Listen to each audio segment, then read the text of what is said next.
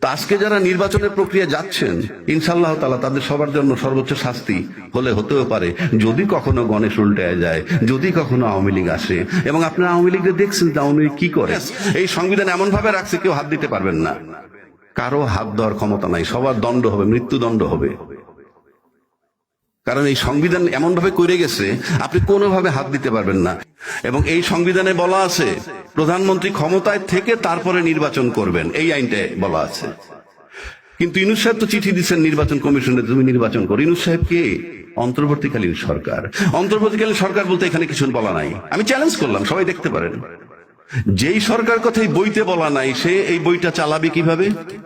আজকে আওয়ামী লীগের জন্য সবাই বলতেছে, দায়িত্বশীল সাংবাদিক বহু আছে, তারাও বলে আন্তর্জাতিক মানের বিচার হইতে হবে।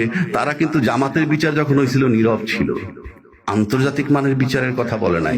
আপনারা সবাই জানেন যে কিভাবে যুদ্ধ অপরাধীদের শাস্তি দিছিল, মৃত্যুদণ্ড দিছিল। শাহবাগ মোড়ে চিৎকার করার পরে আইনটাকে সংশোধন করে, ওই দিন সংশোধন করে পিছে ফেক দিছে। সেই নজিরও বাংলাদেশে আছে। তো সেই ফ্যাসিজমের সমস্ত সিস্টেম ওই বইটা রয়ে গেছে। আর এই যে নির্বাচনটা দিতেছেন নির্বাচন কমিশন, সে বেআইনি ভাবে দিচ্ছেন। এবং যারা 5ই আগস্ট একটা জুলাই ঘোষণাপত্র করছেন, তাদেরকে আমি বলবো আপনারা সেটা সংশোধন করেন, পরিশুদ্ধ করেন। সেই সংশোধন ইউনূস সাহেবের মেয়াদ দিয়ে দেন যে 8ই আগস্ট 2024 থেকে 30 জুন 2026 পর্যন্ত তার মেয়াদ। এর ভিতরে উনি নতুন নির্বাচন কমিশন গঠন করবেন এবং নির্বাচন দিয়ে যাবেন, তাইলে বৈধতা পাবেন। আপনি লেখা রাখতে পারেন, কেউ বৈধতা পাবেন না। আপনি সংসদ পর্যন্ত যাওয়ার প্রক্রিয়া কি?